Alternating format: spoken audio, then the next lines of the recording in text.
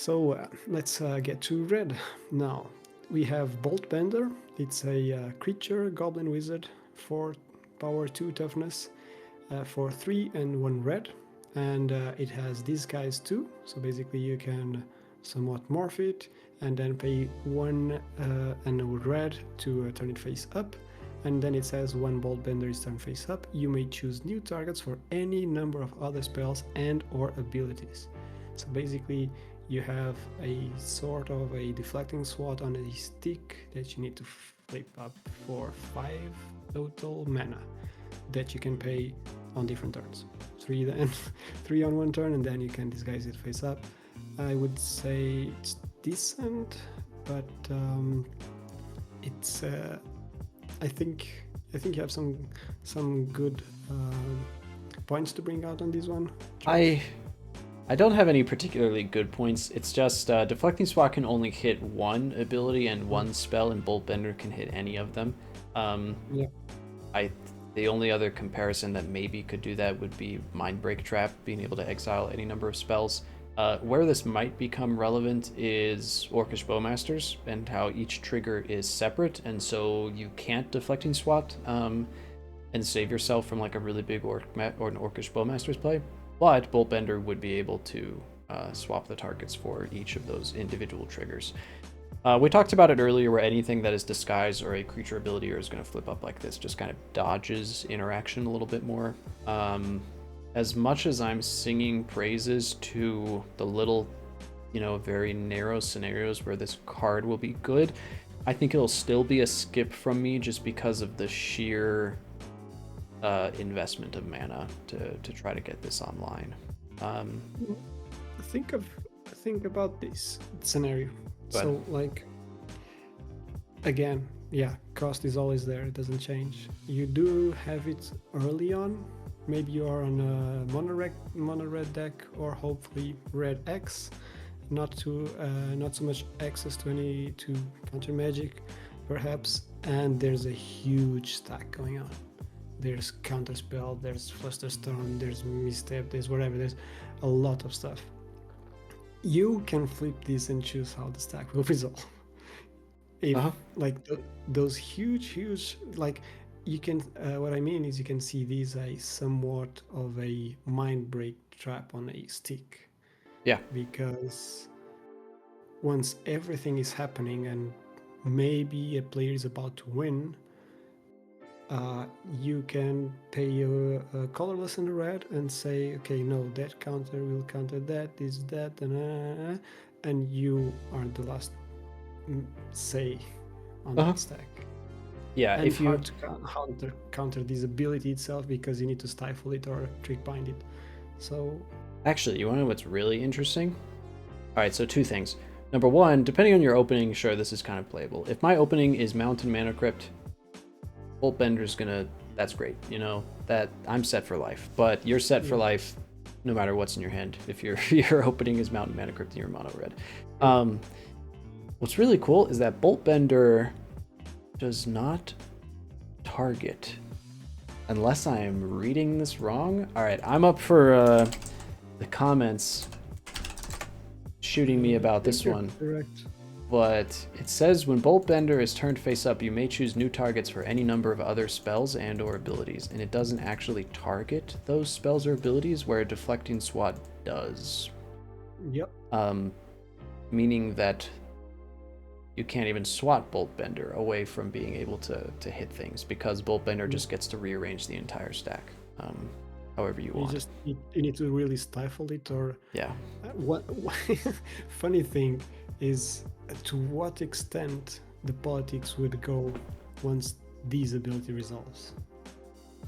Like it could. I don't negotiate. If I've got a silver bullet like this, I'm probably not gonna negotiate. I will just hit what is necessary. Yeah. I will exile what needs to be exiled. I'll make your Pact of Negation resolve when you didn't think it was going to. This will be I'm in charge. This goes off. Yeah, I got more on the side of playing these when I realized this mind break trap scenario. Yep. If you're in mono red, definitely would try it out. Red X, maybe. Like, Maybe. yeah, I don't know. Moving on to Case of Crimson Pulse. Case of Crimson Pulse is a case. We don't typically talk about these because cases are really slow. They don't actually solve themselves until the end step of the turn that they are actually solved, and therefore you don't get their effects until the turn after. But Case of the Crimson Pulse says when it enters the battlefield, you draw a card and discard, you discard a card and draw 2 cards. To solve it, you have to have no cards in hand, and then at the beginning of your upkeep, once it is solved, you'll be able to discard your hand and draw 2. Right away, we're just gonna talk about Eruth here. Eruth is probably the best deck in the format for having no cards in hand intentionally, without really having to do much. Eruth plays a lot of the like draw 2 discard 4 cards. Bazaar of Baghdad and others. I think a good example is Goblin Lore. Yeah, draw 4 and discard 3 at random, because Eruth won't actually have the cards in your hand. So for example, Goblin Lore's draw 8 and discard 3 at random, and so your hand is usually empty. So this could be playable there. The problem with it is the goal of Eruth is that you win the game, the turn that you have no cards in hand. That you hopefully, once Eruth is in play and you've been able to start casting things like Goblin Lore and other symmetrical cards, the game should be over. And if the game is over, you shouldn't be in a position where you need to pass the turn and actually solve Case of the Crimson Pulse. Unless you got stopped, or you kind of ran out of gas. And if that did happen, that's awful. And I can't imagine. You cast Final Fortune. Yeah, and hopefully, you have a Final Fortune and you are taking advantage of this, and you do just win the game because you got so much out of it. But that's my only worry about the card. I think it's great. I think it's testable in Eruth. My issue arises with its goal being that you messed up. You either messed up or, maybe you did get Final Fortune off, and you are going. That's like the best case scenario. Anything other than that, if this ever solves itself in Eruth, I would assume that you did something wrong. Or you got stopped, and you have to survive an entire rotation and hope that no one lands your Drannith Magistrate and ends your existence. I wonder, do Eruth players play like sacrifice lands? Like, do they play like high market, just so that in case a Drannith comes down, they I don't think they can so. sacrifice Eruth? Okay. I was just curious. Alrighty. But do you have anything you want to add to this, or you think that about covers it up? So, in that case, I'd say test it. See if Eruth actually needs a slot for this, because it was kind of built. I can't think of any other list that will do this better than Eruth. So, that being said, I think it's best slotted there. All right, up next is a known card already to followers of the channel. Yep, Crime Novelist, a creature goblin bard for 2 and a red. It's a 1/3, and it reads: whenever you sacrifice an artifact, put a +1/+1 counter on itself, on Crime Novelist, and add 1 red. So basically, it kind of doubles the mana of your artifacts, not doubling in that if you tap and sacrifice an artifact for green, you don't have 2 green, but you have green and a red. You double the amount per se. So yeah, you can have several combos for it, basically just because you are getting more mana out of your artifacts. You name it. You wanna start on this one? We had a short on it. Yeah, we did make a short on this. So the idea of this is that you would combine Malcolm with Street Urchin, the background in the 99, and you'd be able to then sacrifice a treasure in order to ping somebody, which would then trigger Malcolm to make another treasure, and then Crime Novelist creates the mana necessary in order to do this again, activate Street Urchin. This isn't the first time that a card like this has been printed, as I think there are other... I believe that there are other options. Something like Zorn, maybe? Yeah, something like Zorn, anything that is a token doubler would be able to do a similar thing. But this really just kind of slotted in better with the list. Or any type of treasure activating that you could possibly do, you'll end up just creating double that mana. So we thought it was a little bit... is it more playable than Zorn? Well, they cost the same. This has more toughness. Yeah, cost the same, has more toughness. Maybe Zorn creating more treasures is more relevant because they can be tapped for different colors. If you want to mana drain something, maybe. I mean, it allows for better color fixing, right? If you do go with Zorn. I think an opposite of this is if you're ever cracking an artifact or sacrificing an artifact that's not a treasure. So for example, Lotus Petal under Zorn doesn't do anything special, but under Crime Novelist it still creates the Lotus Petal mana plus the additional red. And LED. Then, if you're going to breach under a Heuristic Study with LED, I guess, or even with Lotus Petal, you can now do so. Yep. So So I think it depends on what your needs would be. Zorn technically allows you to create blue, like an extra blue during this combo, whereas Crime Novelist lets you do things beyond just working with treasures. So test it out. It's a thumbs up from me. Test it. Actually, I say play it. I think this has a bit of a leg up over Zorn. Oh yeah, especially if you're doing grinding station combos, because you are sacrificing artifacts, you'll create an extra red, and that could help get through like Thali attacks or anything. So I say play it. Okay. Up next is Demand Answers. Demand Answers is an instant. It is 1 in a red, and it says an additional cost to cast this spell, you either sacrifice an artifact or discard a card, and then draw 2 cards.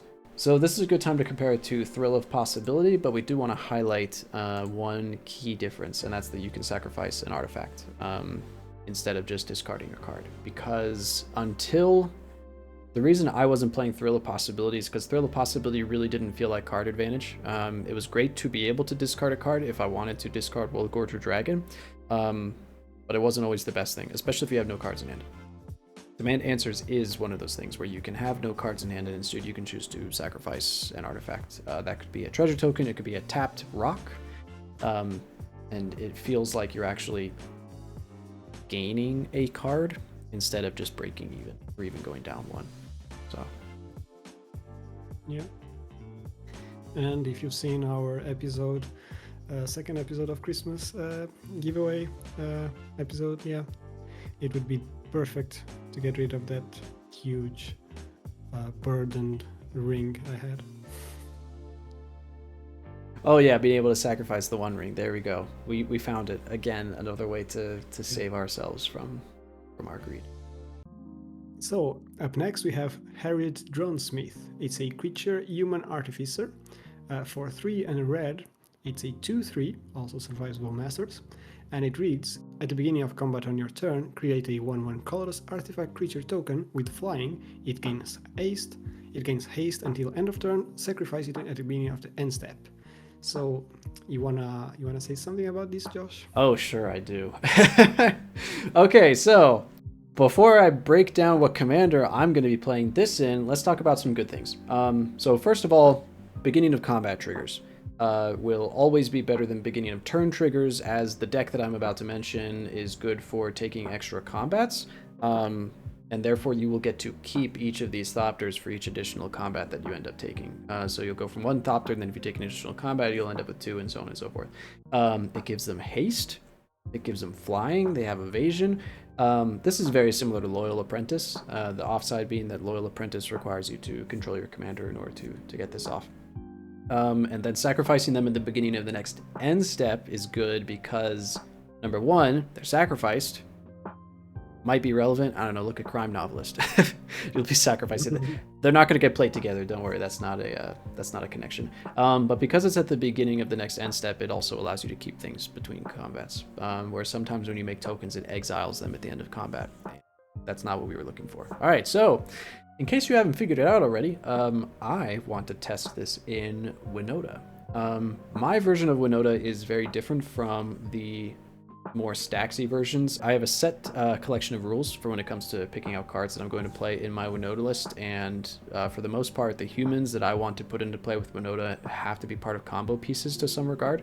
So Harry Dron Smith in my Winota list is not going to replace Loyal Apprentice, but it'll be an additional copy of Loyal Apprentice that'll win the game with the Breath of Fury Aura Touched Mage combo, where every single combat I make an attacker that has evasion that can then hit something and put Breath of Fury onto the next one. So that's the reason I'm going to play this. Not only, and then again, it's a human that creates more Winota triggers. So it's really checking off a lot of the boxes for me. The 4 mana cost is steep. In reality, I would love for it to have cost less, because the cool thing about Loyal Apprentice was I didn't have to rely on a Winota trigger to put Loyal Apprentice into play. It's something that you could just as easily play early, because on the turn that Winota comes out, it'll make that, you know, colorless Thopter creature token. You can just go off from there. So it's a bit of a trade-off. Loyal Apprentice can come down earlier, make tokens right away. Harry Dron Smith doesn't require your commander, but still fills in the same slot. They both do the same things. So I'm excited. I didn't even know this card existed because they printed it at Uncommon, and I didn't see it until we were carefully going through each card of the set. So, Harry Dron Smith, welcome to my Winota testing board. We're happy to have you. Yep. Being that they are sacrificed, it also, I would say, it's, let's say you cast these one turn earlier, perhaps, or you don't. You're not winning right away, they don't stick around to feed an opposing dock side. So I think it's good in that. I'm forgetting if Loyal, I think the ones from Loyal Apprentice stick around. They do. Forever. Correct? Yeah, Loyal Apprentice I think sticks around forever. I would have loved it if they stuck around forever, but I get it. It's fine. As I said, Harry Dron Smith is probably going to be one of the things that gets put into play with Winota, and if I'm starting to resolve Winota triggers, I think I'm going to be looking for a win on that same turn. That's just how my version of the deck is built. So I'm not too worried about not having them for the next turn, because there might not be one. Okay, so up next we have Veal Tracker. It's a creature human detective for 1 and a red. It's a 2/2, once again, survives Bowmasters. And it reads, whenever an opponent sacrifices an artifact, Vengeful Tracker deals 2 damage to them. Basically, we had already Sardian Avenger, which had a similar effect. It's a decent taxing effect when you consider several decks these days win through dockside loops, creating infinite mana through those treasures. While tokens cease to exist as a state-based action in the graveyard, they do hit the graveyard. So these triggers for the artifact treasures as well. So, and dealing 2 damage to them, it's more than the 1 damage that Sardian Avenger used to deal. I think hitting for 2 is a lot. Like, sometimes, even when there is a Sardian Avenger in play, 1 damage isn't a ton. It kind of depends on what your outlet is. So for example, if you're looping Dockside Extortionist and you're going to take 4 damage for every treasure that's activated, you might be able to get a couple of activations off on Thrasios or whatever your outlet was before you actually end up dying. Same thing if you were going for like a grinding station loop. Like, you might be able to just get enough cards deep enough and only lose a couple of life and still be able to win the game there. Hitting you for 2 every single time that happens is a lot more painful. It adds that little bit of pressure, you know, that some decks might be needing. The only place that I would play Vengeful Tracker in, just for me, would be the Winota list. The only issue is I'm not really looking for low-cost humans. I'd still probably play Avenger just because it can swing in on just about any board state and not be too scared about dying. But I still think Vengeful Tracker's great. Good addition to the lineup. Yeah. It could have been buffed to have flash. So Sure, Come on. it could have. It really could have. Why Give didn't it, they? give it a year maybe, and Wizards will print these to have flash. So as far as the rating goes, I say play it. I think if you're looking for this kind of card, this is something you can play without really fear of it backfiring against you. If you are in need of that, specific archetype. Yep, definitely. All right, that concludes Red.